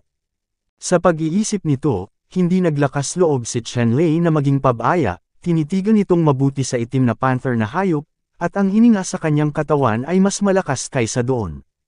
Mula sa katawan ni Chen Lei, nakaramdam ng mapanganib na hininga ang Panther Beast, at tinitigan ng 2 mata si Chen Lei. Sa huli, hindi na siya nakapagpigil, at sumambulat sa isang mabangis na dagandong. Mabangis na sumugod ang kidlat patungo kay Chen Lei. Isang malamig na liwanag ang kumislap, at ilang sandali, ang kayamanan sa katawan ni Chen Lei ay napunit, at 3 malalim na bahid ng dugo ang lumitaw sa kanyang katawan. Ang bilis ng Panther Beast na ito ay napakabilis, at si Chen Lei ay hindi makasabay. Kung ito ay isang ordinaryong malakas na tao, natatakot ako na sa ilalim ng kuko na ito, siya ay direktang mahahati. Ang mga kuko ng Panther ay mas matalas kaysa sa nangungunang 8 kayamanan. Gayunpaman, ang katawan ni Chen Lei ay matibay at immortal, maihahambing sa isang gintong immortal. Ito ay isang minor injury lamang. Para sa kanya, hindi ito masyadong nakahadlang sa kanya, at halos hindi nakasira sa kanyang pagiging epektibo sa pakikipaglaban. Sa oras na ito, ang pakiramdam ng panganib ng Panther Beast ay hindi pa nabawasan ng kalahati, at ang katawan nito ay naging isang serye ng mga after images, nakapalibot kay Chen-Lei, halos bumubuo ng isang itim na buhawi, at patuloy na umaatake kay Chen-Lei. Pinalakas ni Chen-Lei ang kanyang espiritu sa sukdulan sa sandaling ito, iwinagayway ang kanyang mga palad, at binago din ang hindi mabilang na mga after images, na humaharang sa mga kuko ng hayop na panther. Nang si Chen-Lei at ang Black Panther Beast ay lumaban sa isa't isa, nagkaroon ng matinding tunog ng mga hampas ng bakal, at ang dalawa ay nag-away, na parang hindi isang sagupaan ng laman at dugo, ngunit dalawang espada at Diyos na naglalaban sa isa't isa. Hoy! Biglang itinaas ni Chen-Lei ang kanyang daliri at nagpaputok ng electric light, na nahulog sa itim na panther na hayop ng walang babala. Ang bilis ng panther na hayop na ito ay biglang bumagal, mas mabagal. Pagkatapos nito, isang nakakagulat na liwanag ng espada ang kumislap, at malakas na nilaslas ang itim na leopardo na hayop, at nagbukas ng malaking butas, ang laman at dugo ay sumabog, at ang dugo ay umagos palabas. Ang espadang ito ay halos hatiin ang Panther Beast sa kalahati, dahilan upang ang sigla ng Panther Beast ay malubhang nasugatan. Ang itim na panther ay umungal, at isang layer ng itim na liwanag ang bumungad sa katawan nito. Biglang namimilipit ang laman at dugo ng nakatuping sugat, at sa isang kisap mata ay nakabawi. Pagkatapos, umungal ang panther na hayop at naging multo muli, at sinunggaban si Chen-Lei. At ang itim na panther na hayop na ito, na lumilipad patungo kay Chen-Lei sa hangin, ay biglang naging tatlo ay naging anim, sa kabuuan ay anim na silhouette, lumilipad patungo kay Chen-Lei sa anim na direksyon, kung mula sa himpapawid pagtingin dito, ito ay parang anim, kulay na bulaklak na namumukadkad. Biglang naramdaman ni Chen-Lei ang matinding krisis sa kanyang puso. Nang hindi nag-iisip tungkol dito, binasag niya ang kawali sa langit at isinabot ito sa kanyang ulo upang protektahan ang sarili sa kapayapaan. Hoy! Ang mga kuko ng anim na itim na anino ay tumagos sa magaan na kurtina ng walang kamatayang kaldero, at marahas na tinamaan si Chen-Lei. Boom! Si Chen-Lei ay may anim pang marka ng kuko sa kanyang katawan saglit, at kung siya ay natama ng martilyo, ang kanyang buong katawan ay sumasakit ng husto. Gayunpaman, sa anumang kaso, hinarang ng walang kamatayang tripod na ito ang halos lahat ng lakas ng suntok ng Black Panther Beast, at ang katawan ni Chen-Lei ay napakalakas. Sa makatuwid, kahit na ang suntok na ito ay nagparamdam kay Chen-Lei ng napakasakit, hindi na ito nagdulot sa kanya ng anumang pinsala. Ang mga mata ni Chen-Lei ay parang kuryente sa mga oras na ito, at muling bumaril ang ilaw mula sa kanyang mga daliri, na tumama sa itim na anino. Sa isang iglap, nawala ang iba pang limang itim na anino, naiwan lamang ang tunay na katawan ng Black Panther at ng hayop, na nagyelo sa lugar.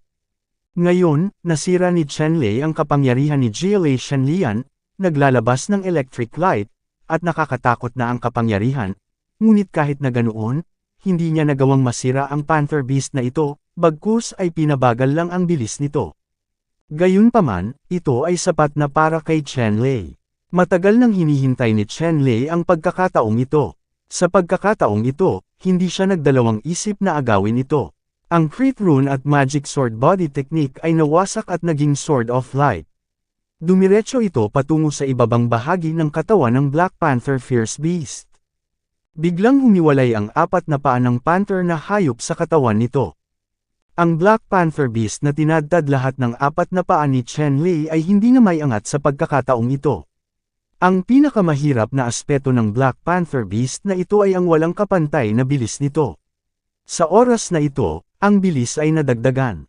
Nang hindi bumangon, sa harap ni Chen-Lei, walang kapangyarihang lumaban, tulad ng isang tupang naghihintay na katayin. Lumipad sa hangin si Chen-Lei at lumapit sa hayop na panther.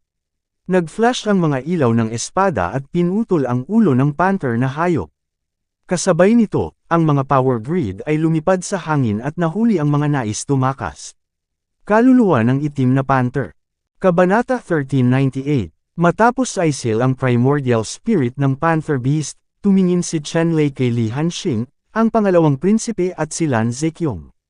Sa oras na ito, ang tatlo sa kanila ay hindi pa rin makagalaw, at ang mabangis na enerhiya sa kanilang mga katawan ay hindi tumigil sa paggalagala, tulad ng mga kutsilyo at palakol, na nagpapasakit sa kanila. Dumating si Chenlei Fei sa gilid ng tatlo at direktang winasak ang Asher Dragon Rejuvenation Technique. Inayos ng cultivation ang mga sugat ng tatlo. Nang makarecover ang tatlo, isa-isa silang umupo na naka-crossleg, nag-exercise, at pinanatili ang Panther Beast sa katawan. Isang kakaibang puwersa ang nagpalabas ng hangin sa katawan, at pagkatapos ay tiningnan niya ang malaking bangkay ng itim na panther na hayop na may matagal na takot. Ang itim na panther na hayop na ito ay nag-iwan ng malalim na impresyon kay Li Hanxing, ang pangalawang prinsipe, at kay Lan Zeqiong. Sa hinaharap, hindi sila mangangahas na maging pabaya kapag nahaharap sa gayong mabangis na karanasan. Pagkatapos noon, nakita ni Li Hanxing ang magkapatid na sina Qin Jianchuan at Qin Jinfei. Ang dalawang magkapatid na ito ay parehong mga disipulo ng Wu Zhenhufo, at ang mga disipulo ng Wu Zhenhufo ay napakalapit kay Li Hanshan. Sa makatuwid, walang intensyon si Li Hanxing na iligtas ang 2 taong ito. Gayunpaman, nanguna si Lan Zeqiong kung gagawin niya ito, kailangan niyang gawin ito, kung hindi ay hindi magagawa ni Lan Zeqiong na maging kalaban ng Panther Beast. Sa katunayan, kahit nakasama si Li Hanxing at ang pangalawang prinsipe, hindi sila ang mga kalaban ng hayop na panther na ito. Sa pagkakataong ito ay masasabing kung wala si Chenlei, bibigyan sila ni Lan Zeqiong ng walang ingat na pag-uugali mag-imbita ng sakuna ng pagkalipol.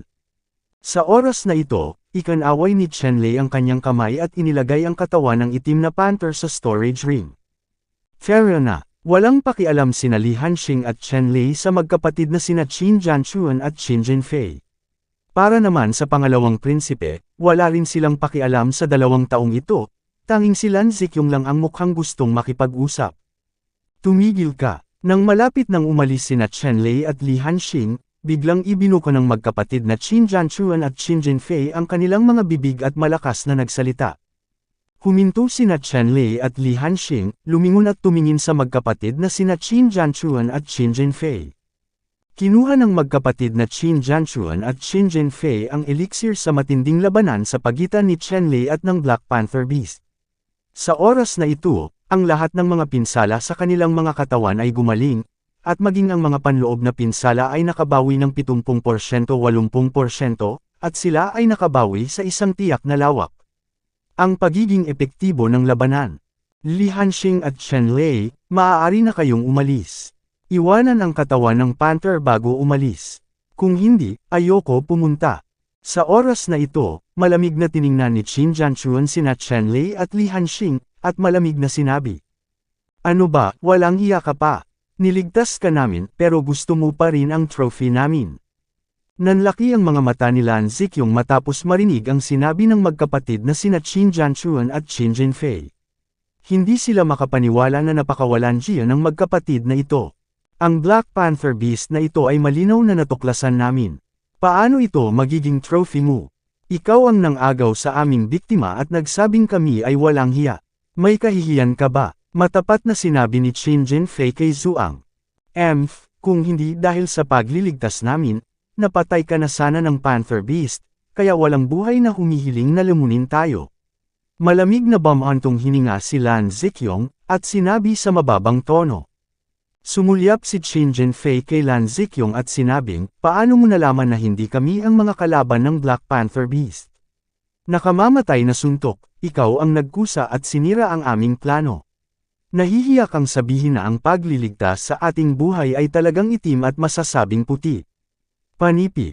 Sinabi rin ni Qin Jianchuan sa oras na ito, oo, sinong tainga mo ang nakarinig sa amin na humihingi ng tulong, kumilos ka ng walang pahintulot, sinira ang aming plano, at ngayon gusto mo pa ring **** ang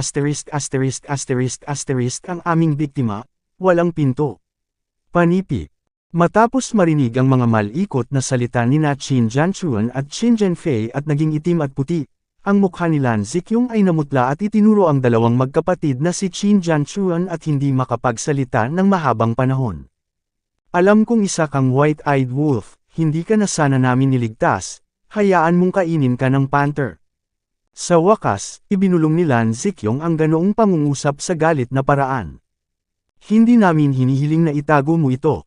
Ang aso mo ang kumuha ng daga at nag-asikaso sa lahat, okay? Sabi ni Qin Jianchuan na may nakatagilid na mga mata, nakatingin kay Lan Zikyong. Stop talking nonsense with you, ibigay agad ang Black Panther Beast, kung hindi, huwag mo kaming sisihin sa pagiging bastos. Panipi. Sa oras na ito, pinandilatan ni Qin Jinfei sina Chen Lei at Li Hanxing at nagbanta ng malakas. Munting prinsesa, hindi mo alam ng mga halimaw na ito ang totoo, huwag mo na lang silang pansinin. Sinabi ni Li Hanxing kay Lan Zikyong sa oras na ito. Sa oras na ito, sinulyapan din ni Chen Lei ang magkapatid na sina Qin Jianchuan at Qin Jinfei, at sinabing, wala akong pakialam sa swerte para sa atin, gusto kong makita kung gaano ako kahalaga sa swerte. Puno ng matinding pressure ang mga mata ni Chen Lei, parang isang balde ng tubig na yelo ang bumuhos sa ulo ng magkapatid na sina Qin Jianchuan at Qin Jinfei, kaya biglang nagising ang dalawang mainitan ng ulo. Chen Lei, huwag kang umasa sa iyong malupit na lakas, maaari mong baliwalain ang mga patakaran, huwag maglagay ng sinuman sa iyong mga mata, ipaalam sa iyo, kami ay mga tao ng prinsipe. Ang itim na panther na hayop na ito, ihahandog din namin ito sa prinsipe. Kung nilunok mo ang hayop na panther na ito, kung gayon ay nasaktan mo ang prinsipe, at hindi ka pakakawalan ng prinsipe. Panipi. Sa oras na ito, itinuro ni Qin Jianchuan si Chen Lei at malakas na sinabi. Kayong dalawa, huwag kayong magulo dito. Hindi ibibigay ang halimaw na ito. Kung ayaw mong mamatay, magmadali ka sa prinsipe. Kung hindi, hindi tatutol ang prinsipe sa inyong dalawang bastos. Panipi. Sa oras na ito, tumayo ang pangalawang prinsipe at malamig na tumingin kina Qin Jianchuan at Qin Jinfei. Ikalawang prinsipe, determinado ka bang maging kaaway ng prinsipe? Nakita ni Qin Jianchuan ang pangalawang prinsipe na tumayo, ngunit walang kahit katiting na takot, at sinabing tit for tat. Qin Jianchuan, ayaw mong gamitin ang prinsipe para supilan ako, hindi madali, umalis ka, kung hindi, huwag mo kaming sisihin sa pagiging magalang sa iyo. Panipi. Ang pangalawang prinsipe ay sumulyap kay Qin Jianchuan at mahinang nagsalita, bumangon kasama ang isang alon ng masasamang espiritu. Natigilan ang puso ni Qin Jianchuan, batid na talagang galit ang pangalawang prinsipe bagamat sila ang mga tao ng pinakamatandang prinsipe. Ang dalawang prinsipe na ito ay tiyak na hindi madaling pukawin, lalo na ngayong sila ay nasa mahinang posisyon, kung sila ay talagang galit. Ang prinsipe, na binugbog ng pangalawang prinsipe, ay ganap na walang lugar upang mga tuwiran. Okay, pangalawang prinsipe, naaalala namin ang bagay na ito, at tiyak na mahahanap muli ito sa hinaharap. Matalim na tiningnan ni Qin Jianchuan sina Chen Lei, Li Hanxing, at ang pangalawang prinsipe, at aalis na sana. Ang isang bayani ay hindi dumaranas ng agarang pagkawala. Alam pa rin ni Qin Jianchuan ang katotohanan ito. Nang gustong umalis ni Qin Jianchuan at Qin Jiangqiu, biglang lumitaw ang ilang figure sa mga mata ni Qin Jianchuan at Qin Jiangqiu. Grand Prince. Nakita ni Qin Jianchuan at Qin Jiangqiu ang figurang iyon. Ang nasa gitna ay nakasuot ng matingkad na dilaw na imperial robe. Matangkad siya, medyo mahaba ang mukha, at matalas ang mata. Nagkaroon ng alon ng hangin sa pagitan ni Gu at Pan, na tumatakbo pataas at pababa.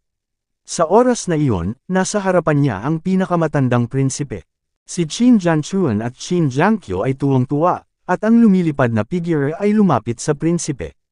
Supreme Rebirth Kabanata 1399. Sa sandaling ito, sa tabi ng pinakamatandang prinsipe, may dalawang figurang nakatingin kay Chen Lei at Li Hanxing ng masama. Ang dalawang figure ay sina Qin Shou at Li Hanshan. Si Qin Shou at Li Hanshan ay dating malapit sa prinsipe, at masasabing lubos nilang sinuportahan ang prinsipe sa pakikipaglaban para sa korona. Sa katunayan, ang kasalukuyang emperador ng Deep Blue Empire ay nagretiro sa halos buong taon, binabaliwala ang mga pangkalahatang gawain ng Deep Blue Empire, at pinamamahalaan ng ilang prinsipe at ilang mahahalagang ministro, ngunit ang mga prinsipeng ito ay hindi pa nahalal. Sa mga nagdaang taon, ang emperador ng Deep Blue Kingdom ay nagpahayag ng kahulugan ng pagpili ng isang prinsipe. Sa paglipas ng mga taon, nag-imbestiga rin siya sa ilang mga prinsipe. Sa kanila, ang pinakamatandang prinsipe at ang pangalawang prinsipe ang may pinakamataas na pananalita, at ang paglilinang ng panganay na prinsipe ang pinakamalalim. Ang paglilinang ay ang tuktok ng ikawalong palapag ng Emperador Wu. Siyempre, ang kanyang edad ay mas matanda kaysa sa pangalawang prinsipe at sa iba pa. Mahigit 500 taong gulang, ngunit ang pangalawang prinsipe ay wala pang 100 taong gulang. Bukod sa pinakamatandang prinsipe at pangalawang prinsipe, bukod sa iba pang mga prinsipe, mayroon ding mas kamanghamanghang mga henerasyon, ngunit mahirap silang ihambing sa pinakamatandang prinsipe at pangalawang prinsipe. Napili sa pagitan ng dalawang prinsipe. Sa makatuwid, ang dalawang prinsipe ay mahigpit na naglaban sa parehong liwanag at dilim. Ang posisyon ng prinsipe ay isang hindi mapaglabanan na tukso para sa kanilang dalawa. Maging ito ay ang unang prinsipe o ang pangalawang prinsipe, palagi nilang nililigawan ang mga disipulo ng 4 na pamilya, ang 8 dakilang immortal, at ang 12 hari ng Zenhai, na umaasang makakuha ng suporta ng mga disipulong ito. Maging ito ay ang 4 na kapangyarihan, ang 8 Diyos, o ang 12 hari ng dagat ng lungsod, ang mas matandang henerasyon ng mga powerhouse ay hindi sasali sa labanan sa pagitan ng dakilang prinsipe at pangalawang prinsipe. Ang kanilang katapatan ay ang kasalukuyang madilim na asul na imperyo ng emperador. Gayunpaman, kung ito man ay ang emperador ng malalim na asul na imperyo, o ang Panginoon ng 4 na balbula, 8 Diyos, at 12 hari ng dagat ng lungsod, halos isuko nila ang kanilang kapangyarihan at hindi madaling magpakita. Patuloy lang silang nagsasanay sa paglilinang, na gustong makapasok sa mas mataas na antas. Sa ilalim ng gayong mga kalagayan, ang suporta ng susunod na henerasyon ng mga mahuhusay na disipulo ng Four-Valve Master na ito ay napakahalaga sa panganay na prinsipe at pangalawang prinsipe. Sa 4 na sekta, 2 ang malinaw na nagpahayag ng kanilang suporta sa dakilang prinsipe, ibig sabihin, ang Zhao Clan at ang Zhang Rooster, at mayroong isa na sumuporta sa pangalawang prinsipe, ang Song Clan. Tungkol naman sa Li Clan, dahil ang pinuno ng angkan ay hindi pa naitatag sa mahabang panahon, kaya't hindi niya idineklara ang kanyang posisyon. Dati, dahil nasa 4 na grupo ang pamilya Li, lumalala ang performance. Ang panganay na prinsipe at ang pangalawang prinsipe ay walang pakialam sa ugali ng pamilyang Li. Gayunpaman, ang pamilyang Li ay matagal nang nasa pamilyang Li kamakailan. Napakasilaw ng hitsura ni Han Xing, at nakakuha din ito ng atensyon ng panganay na prinsipe at pangalawang prinsipe. Kabilang sa kanila, ang pinakamatandang prinsipe ay napaka-optimistiko tungkol kay Li Hanshan, at nagpadala siya ng isang tao upang makipag-ugnayan kay Li Hanshan. Ang Li Hanshan na ito ay hindi lamang may sariling lakas, ngunit mayroon ding isang grupo ng mga makapangyarihang puwersa, ngunit mayroon ding malapit na relasyon sa Washen Hufu kung kaya niyang maakit si Li Hanshan ay katumbas ng pag-akit sa martial god Hufu, na malaking tulong pa rin sa mga pinakamatandang prinsipe. Tungkol sa pangalawang prinsipe, natural kung naisip na akitin si Li Hanshan noon, ngunit pagkatapos ng ilang pakikipag-ugnayan, nabigo siya, kaya ibinaling niya ang kanyang atensyon kay Li Hanxing. Ngayon, sa loob ng Li Clan, mayroon lamang 2 magkapatid na Li Hanshan at Li Hanxing na inaasahang magiging tagapagmana ng Clan Master. Bagamat malakas si Li Hanshan, ang pagganap ni Li Hanxing sa panahong ito ay mas nakasisilaw at may mas malaking potensyal. Ang pangalawang prinsipe ay walang oras na magpadala ng isang tao para makipag-ugnayan kay Li Hanxing. Hindi niya inaasahan iyon, ngunit sa hunting ground na ito, nakilala niya si Li Hanxing nang hindi sinasadya at nailigtas ni Li Hanxing. Sa ganitong mga kalagayan, natural na napakasaya ng pangalawang prinsipe hanggat nakikipag-ugnayan siya kay Li Hanxing, tiyak na dadalhin niya si Li Hanxing sa kanyang kampo. Sa oras na ito, natural din na nakita ng panganay na prinsipe ang figure ng pangalawang prinsipe, at isang matalim na liwanag ang lumitaw sa kanyang mga mata. Sa oras na ito, ang magkapatid na sina Qin Jianchuan at Qin Zhenfei ay lumapit sa panganay na prinsipe at direktang nagkwento sa prinsipe. Siyempre, sinabi ng magkapatid na Qin Jianchuan at Qin Zhenfei na nangangaso sila ng mga Panther Beast. Pinatay nila ang Panther Beast sa unang tingin. Gayunpaman, ang pangalawang prinsipe, si Li Hanxing, at iba pa bilang ng mga tao. Lahat, agawin ng Black Panther Fierce Beast.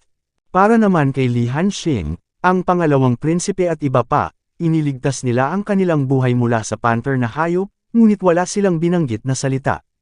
Matiim na tinitigan ng prinsipe ang pangalawang prinsipe at ang iba pa, at sinabing, "Ikalawang kapatid, kung gagawin mo ito, mawawala ba sa iyo ang mukha ng aking maharlikang pamilya at ibabalik ang hayop na panther sa dalawang magkapatid na sina Qin Jianchuan at Qin Jinfei?" Di mas mahigit. Ngumisi ang pangalawang prinsipe at nagsabi, "Kapatid na emperador, kung hindi mo alam ang buong kwento, huwag kang makialam ng walang pinipili. Huwag magpalinlang sa dalawang magkapatid na sina Qin Jianchuan at Qin Jinfei. Ang dalawang ito, sa oras na ito, sila ay talagang may problema. Dalhin ka para sa isang baril." Panipi.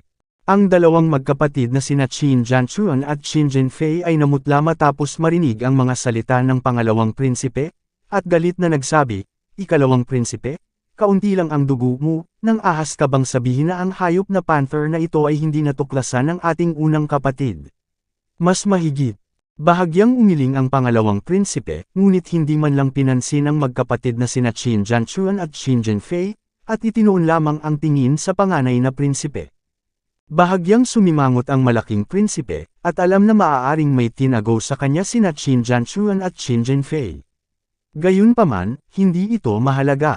Hindi na niya kailangan pang alamin kung ano ang tinatago ng magkapatid. Ang dalawang kapatid na lalaki ay magbibigay sa kanya ng dahilan upang salakayin ang pangalawang prinsipe ay sapat na. Kung ano ang tinatago nila sa akin, malalaman ko. Huwag mong alalahanin ang iyong sarili, emperador. Ngayon, kailangan mo lang ibigay ang Black Panther Beast, at ako na ang bahala sa ibang mga bagay, sabi ng malaking prinsipe na walang kapantay ang tono. Matapos pakinggan ang pangalawang prinsipe, tumikim siya at sinabi, "Kapatid na emperador, talagang nangingibabaw ka, pasensya na, hindi ako sang-ayon sa bagay na ito. Huwag mong sabihing hindi akin ang hayop na panther na ito, kahit na akin ito, hinding-hindi ko ito maibibigay sa iyo." Panipi. Matapos marinig ang sinabi ng pangalawang prinsipe, nanlamig ang panganay na prinsipe at dahan-daang nagsabi, "Kaya ipinipilit mong gawin ito ng tama sa akin." Ang ikalawang prinsipe ay nagsabi, "Kapatid na emperador, hindi ito dahil magiging maayos ako sa iyo, ngunit dahil ikaw ay masyadong mayabang. Ipahinga na natin ang problemang ito. Hinding-hindi namin ito isusuko." Sinabi ng panganay na prinsipe, "Mukhang lumaki ang iyong init ng ulo sa paglipas ng mga taon. Kung hindi mo ibibigay, huwag mo akong sisihin sa pagiging bastos." Panipi. Malamig na tiningnan ng pangalawang prinsipe ang panganay na prinsipe at sinabing, "Bakit, may kailangan ka pang gawin sa akin?" Sinabi ng panganay na prinsipe, "Kung kumilos ka batay sa iyo, sobrang mahal mo ang iyong sarili. Gusto lang kitang turuan ng leksyon at ipaalam sa iyo kung ano ang ibig sabihin ng paggalang sa iyong kapatid." Ang pangalawang prinsipe ay nagsabi, "Kapatid na emperador, sa palagay mo kaya ko bang sumuko ng ganito? Maaari mo bang makuha ang pagkilala at paggalang ng iba? Kapatid na emperador, napakasimple ng ideya mo." Ang sabi ng dakilang prinsipe, "Ang simple ay hindi madali, hindi ikaw ang may huling say. Kung hindi mo ibibigay ang Panther Beast ngayon, huwag mong sisihin ang kapatid mo sa pagiging malupit." Sa sandaling ito, ang pinakamatandang prinsipe ay bumantong hininga ng may marahas na hininga, na humahampas sa pangalawang prinsipe. Ang pangalawang prinsipe ay sinugod ng malupit na momentum na ito, at pagkaraan ng ilang sandali, namutla ang kanyang mukha. Supreme Rebirth Kabanata 1400. Malayo ang lakas ng pangalawang prinsipe sa kalaban ng panganay na prinsipe. Sa oras na ito, ang pinakamatandang prinsipe ay direktang sumalakay, at ang pangalawang prinsipe ay agad na nagdusa ng isang maliit na pagkatalo. Gayunpaman, sa pagharap sa pang-aapi ng pinakamatandang prinsipe, ang pangalawang prinsipe ay hindi sumuko sa anuman, at nagngangalit ang kanyang mga ngipin at nagpatuloy. Sa wakas, kinailangan ng pangalawang prinsipe na sirain ang kanyang martial soul para labanan ang mas malakas na mapang-apong aura ng prinsipe. Sa likod ng pangalawang prinsipe, lumitaw ang isang malaking martial art, ngunit ito ay isang unicorn na may pares ng asul na gintong pakpak. Ang buong kaluluwa ng martial arts ng unicorn na ito ay asul na ginto, at may mga malabong patak sa ilalim ng mga paa nito. Ang mga alon ay lumalakas, at ito ay naging isang napakabihirang unicorn na may mga katangian ng tubig. Ang unicorn martial soul na ito ay may malaking potensyal. Ito ay isang bihirang martial soul sa buong Blue Kingdom. Nakita ng panganay na prinsipe ang pangalawang prinsipe na winasak ang martial soul, at ang kanyang mga mata ay kumislap sa paninibugho. Bagamat hindi mababa ang kanyang martial arts rank, mas mataas ito kumpara sa martial soul ng pangalawang prinsipe. Wala sila sa parehong antas. Ito rin ang aspetong talagang ayaw ng panganay na prinsipe, at palaging pinupuntirya ang pangalawang prinsipe. Ikalawang kapatid, itong Holy Water Unicorn Martial Soul, na hulog sa iyo, ay talagang isang lihim na cast. Sa tingin mo ba sa martial soul mo, mapipigilan mo ako? Isang malamig na ngiti ang ipinakita ng panganay na prinsipe. Sa oras na ito, dinurog din niya ang kanyang martial spirit, ang nangingibabaw na Golden Lion Martial Arts Spirit, na lumulutang din ng mataas sa langit, marilag, na naglalabas ng nakakatakot na aura. Ang espiritu ng gintong leon ng dakilang prinsipe ay hindi kasing ganda ng espiritu ng Holy Water Unicorn ng pangalawang prinsipe, ngunit ang paglilinang ay mas malalim kaysa sa espiritu ng Holy Water Unicorn ng pangalawang prinsipe. Sa sandaling ito, ang dagandong ng leon, ang gintong liwanag ay kumalat at umatake sa martial soul ng pangalawang prinsipe. Sa katunayan, ang pag-ataking ito ng pinakamatandang prinsipe ay hindi lamang nakatutok sa pangalawang prinsipe, kundi pati na rin sa lahat ng nasa paligid ng pangalawang prinsipe, kabilang sina Li Hanxing, Chen Lei, at maging si Lan Ziqiong. Ang gininto ang liwanag na ibinubuga ng ungol ng leon na ito ay nagtataglay ng nakakatakot na kapangyarihan. Saan man ito dumaan, lahat ng taluktok ng bundok, tahimik, naging fly ash, at gumuho na parang mga tore ng buhangin. Ang tanawin ay kakilakilabot. Ang pangunahing puwersa ng gintong liwanag ay nakatutok sa pangalawang prinsipe, sina Li Hanxing, Lan Ziqiong, at Chen Lei. Nakakatakot ang kapangyarihan. Ang gininto ang liwanag na ito ay naglalaman ng walang kapantay na aura ng pagkawasak. Gusto kong sakupin ang kanilang mga katawan at sirain ang pundasyon ng kanilang pagsasanay sa paglilinang. Malamig na bumantong hininga si Chen Lei, at direktang binasag ang tripod ng langit, lumulutang sa itaas ng ulo ng mga tao, bumagsak ang walang katapusang hininga, ginawa itong kurtina, nakaharang sa gintong liwanag. Tumama ang gintong liwanag sa kurtina ng engkanto, gumawa ng malakas na ingay, at pagkatapos ay tumangay sa lahat ng direksyon, at lahat ng dumaan ay walang kamatayan at makapangyarihan at nakakatakot. Gayunpaman, si Chen Lei at ang iba pang apat na tao sa loob ng kurtina ay nanatiling hindi gumagalaw at hindi nagtamo ng anumang pinsala. Nakita ng dakilang prinsipe ang eksenang ito, basang-basa ang kanyang mga mata, at isang mapang-akit na kulay ang sumilay sa kanyang mga mata. Ang copper cauldron sa kamay ni Chen Lei ay napakalakas na kaya nitong makayanan ang kanyang buong suntok ng walang anumang pinsala. Malinaw na ito ay isang malaking kayamanan, at wala siyang anumang kayamanan sa kanyang mga kamay. Matapang na magpakasawa sa mga tao, maglakas loob na labanan ang prinsipe at hanapin ang kamatayan. Pagkatapos magsalita ng panganay na prinsipe, dinurog niya ang gintong espiritu ng leon sa itaas ng kanyang ulo at tinapik si Chen Lei ng malakas.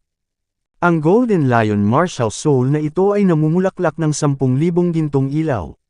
Sa malalaking kuko, ang gintong liwanag ay nananatili, maliwanag at nakasisilaw, hindi nang ahas tumingin ng diretsyo dito, tulad ng isang gintong araw, na may dalang walang katapusang kapangyarihan. Pinigilan, at binaril si Chen Lei ng mabangis. Malakas at nakakatakot ang suntok na ito. Ang kawalan ay patuloy na nanginginig, ang mga nakapaligid na bundok ay nagbitak, ang lupa ay gumuho sa mga piraso, at ang kawalan ay halos makabasag ng eardrum ng mga tao. Sa isang kisap mata, ang grupo ng gininto ang liwanag ay sumabog ng husto, at bumaril sa walang kamatayang tripod light curtain. Biglang bumuhos ang isang ulan ng gininto ang liwanag, at ang liwanag na kurtina ay patuloy na nanginginig, at maaaring masira ito anumang oras. Malamig ang ekspresyon ni Chen Lei, ang panganay na prinsipe na ito ay walang prinsipyo, at nang ahas siyang gumawa ng isang walang prinsipyong pagbaril laban sa kanila. Huwag mong isipin na bully ako. Ngumuso si Chen Lei, at ang buong tao ay biglang naging isang nakakagulat na liwanag ng espada, at lumipad ito sa isang iglap. Agad na natipon ang mala-platinum na kabayong sword light. Ang liwanag ng espada na ito ay parang kidlat, at ang lahat ay wala pa pagkatapos mag-react, nawala ito sa harapan nila. Gayunpaman, sa sandaling ito, ang mukha ng panganay na prinsipe ay naging sobrang pangit at mapatla, at ang maringal na gintong espiritu ng leon sa itaas ng kanyang ulo, isang kuko ang nahulog. Naging munting ulan ng liwanag at naglaho sa hangin. Ang biglaang espada ni Chen Lei ay naglaslas lamang ng mga kuko ng martial arts ng Golden Lion ng direkta patungo sa kanya, at ang kapangyarihan ay napakalakas na ang prinsipe ay medyo natigilan. Ngunit hindi nagtagal, umusbong ang walang katapusang galit. Sa malalim na asol na kaharian na ito, walang nang ahas na maging matapang at hawakan siya. Napagtanto na ang isang kuko ng kanyang martial soul ay naputol, na mas makakapinsala sa kanya kaysa sa pagputol lamang ng kanyang braso. Naging sanhi ito ng pagbaba ng lakas ng kanyang martial soul, at gusto niyang bawiin ito. Upang maibalik ang Golden Lion martial spirit sa orihinal nitong antas, nang walang higit sa 10 taon ng pagsusumikap, huwag mo itong isipin.